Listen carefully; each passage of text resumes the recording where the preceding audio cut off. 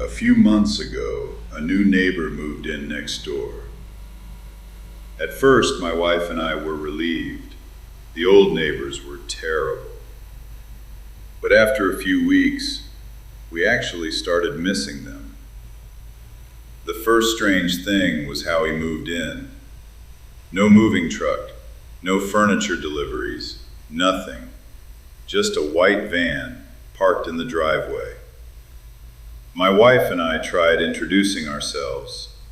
Nobody answered the door, even though the van was clearly outside. A few nights later, while we were reading in bed, we heard the detached garage next door opening. Curious, we peeked through the blinds.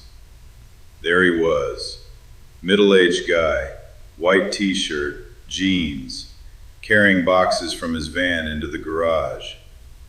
The motion light above him flickered while he worked.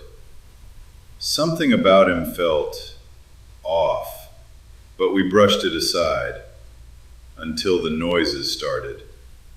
Every few nights, late after midnight, we'd hear scraping sounds coming from that garage. Metal scraping, heavy thumps, dragging noises. One night I looked out the window again, and this time he caught me staring. He slowly looked up toward my window and locked eyes with me. I immediately stepped away. Seconds later, the garage door slammed shut. Feeling awkward, I decided to go outside and introduce myself properly. But the second he saw me walking toward the driveway, he jumped into his van and sped away into the night. That's when my curiosity turned into concern. After he left, I walked toward the garage, and I heard something inside. Thumping, movement, like something alive was in there. I tried opening the garage door. Locked. My wife called out from the window asking what the hell I was doing. Honestly, good question. So I went back inside. But later that night, my wife woke me up whispering, "I heard the backyard gate open." At first I thought she was imagining things, then I heard it too. I looked outside. The neighbor's van was back. I went downstairs and stepped into the backyard. The second I turned on the lights, someone ran. I heard footsteps sprinting beside the house before the gate slammed shut. I chased after them into the street, but nobody was there. Just darkness and silence.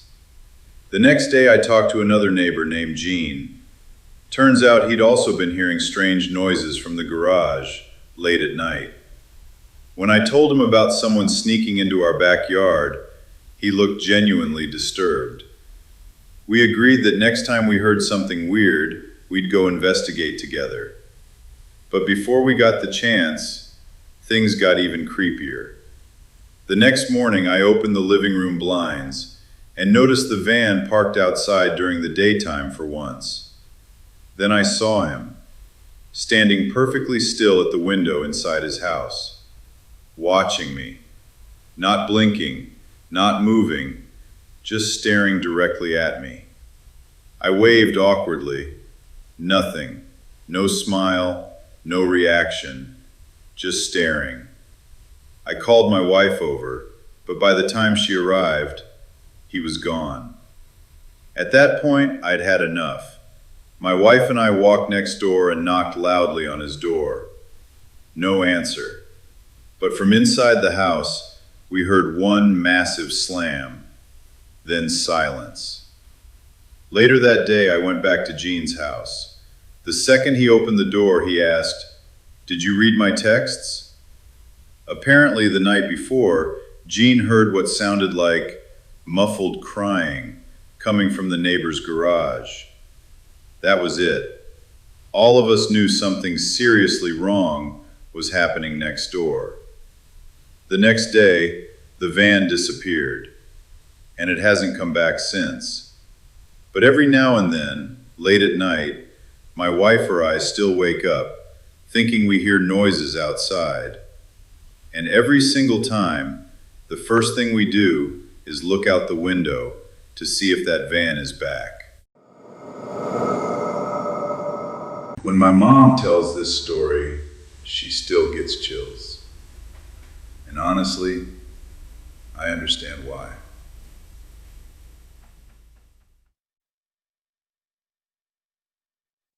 Back when I was 7 years old, my family lived in a really rough neighborhood. The kind of place where hearing sirens every night was just normal.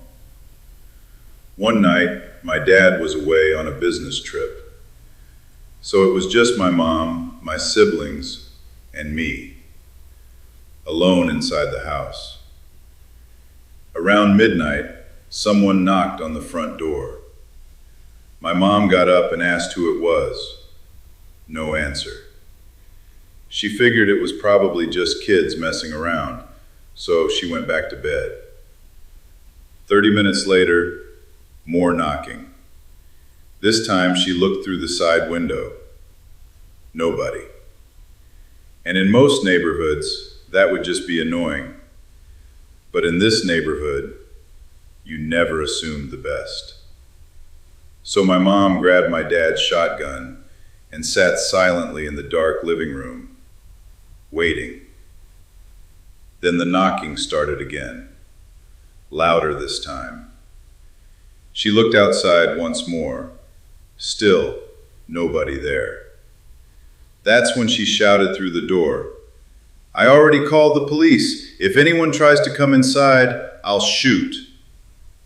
And suddenly, the knocking stopped. Completely. A while later, police finally arrived. They searched around the house. Then one of the officers came back, holding something in his hand, a long piece of barbed wire. He asked my mom if it belonged to her. She said no. Then the officer told her something horrifying. Whoever had been knocking on that door likely planned to strangle her with it the second she opened it. The police said refusing to open that door probably saved her life. But it gets worse. The next morning, officers searched the house again, in the daylight. That's when they found footprints leading around the back of the house, straight toward my bedroom window. There were scratch marks along the window frame too.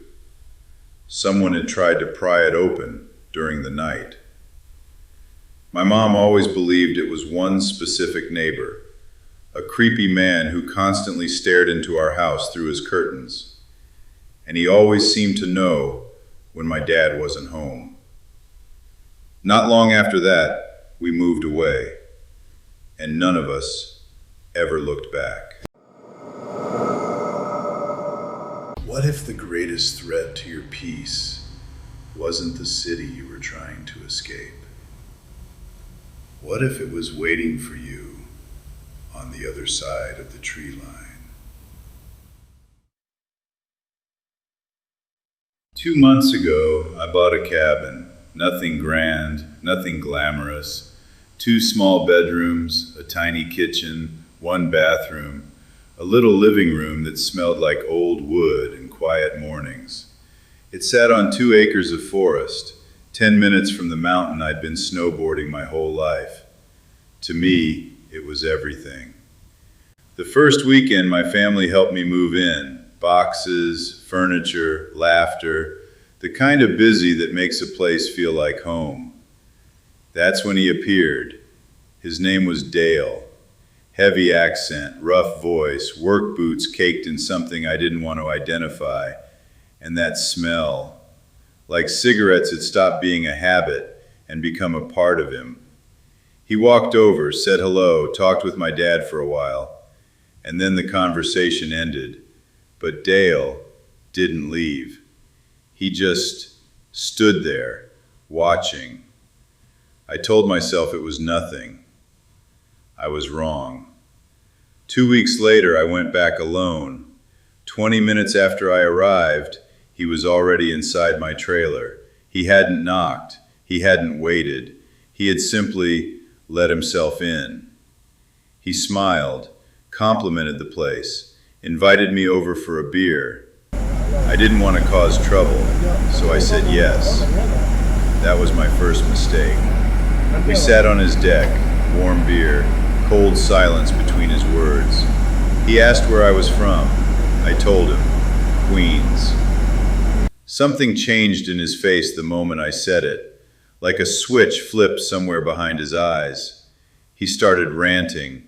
City people, pollution, tourists ruining his mountain, his voice rising with every sentence, beer sloshing in his shaking hand.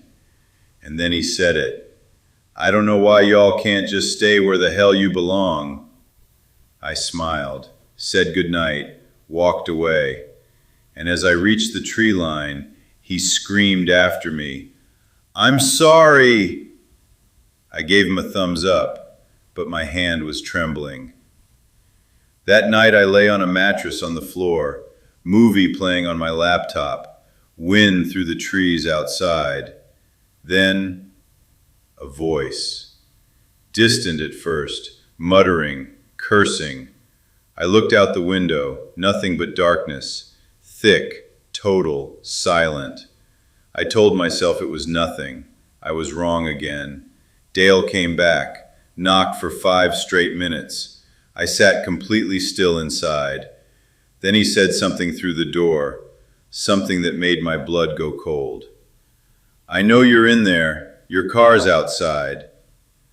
There was something in the way he said it, not angry, not pleading, certain, like a man who had been watching, waiting, counting. He left, or at least I thought he did. Night 2, movie, silence, darkness outside. Then the voice again, closer this time. I stepped onto the deck, flipped on the light, and there he was, standing just inside the tree line, 5 feet away, arms hanging at his sides, not moving, just staring. The moment the light touched him, he vanished into the woods. I called my dad. I wanted to call the police. He told me to wait. I should not have waited. An hour later, screaming. Dale's voice, drunk, furious. I know you're in there. Leave. Nobody wants you here. Standing in that dark little trailer, listening to a man scream from the woods, I finally understood something. The cabin wasn't cheap because of the size. It wasn't cheap because of the location. It was cheap because of what came with it. The next morning I packed my things and left. I haven't gone back alone since. And some nights, when the city gets too loud and I think about the mountains, I remember that deck light coming on and the silhouette standing just beyond the trees, watching, waiting,